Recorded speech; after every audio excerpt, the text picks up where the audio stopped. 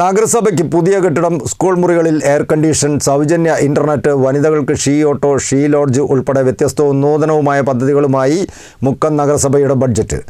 76 കോടി രൂപ വരവും 73.5 കോടി രൂപ ചെലവും 2.5 കോടി രൂപ നീക്കിയിരുപ്പും പ്രതീക്ഷിക്കുന്ന ബജറ്റാണ് deputy chairperson CA Pradeep Kumar അവതരിപ്പിച്ചത്.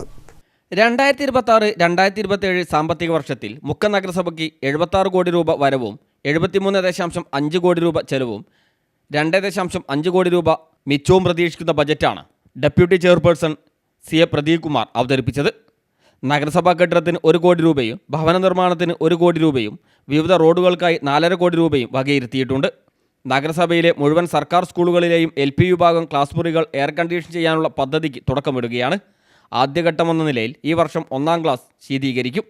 ഇതുമൂലമുണ്ടാകുന്ന വൈദ്യുതി ചെലവ് ലഘൂകരിക്കുന്നതിന് സ്കൂളുകളിൽ സോളാർ പാനലുകൾ സ്ഥാപിക്കും.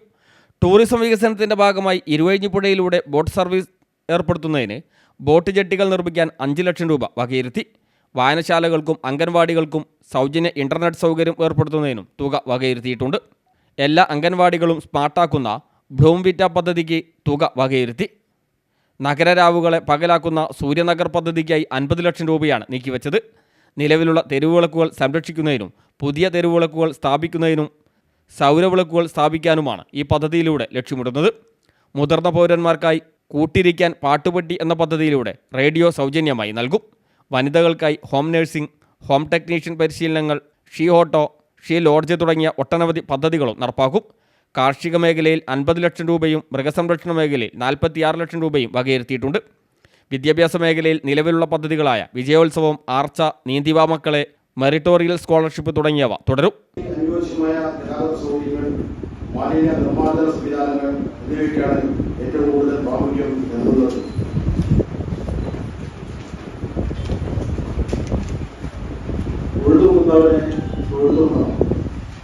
എല്ലാ തിരുപ്പൂരൻ വചനം ഓർമ്മിച്ചുകൊണ്ടാണ് കാർഷിക മേഖലയിലെ അടിസ്ഥാന ആവശ്യങ്ങൾക്കുള്ള വകയിരുത്തിയത്.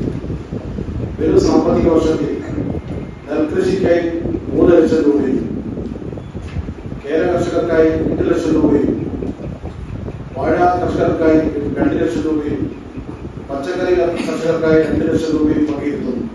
ബജറ്റ് അവതരണത്തിൽ നഗരസഭാ ചെയർപേഴ്സൺ അഡ്വക്കേറ്റ് KP ചാന്ദിനി അധ്യക്ഷയായി. ബജറ്റിന്മേലുള്ള ചർച്ച ബുധനാഴ്ച നടക്കും. News bureau, Mukkam.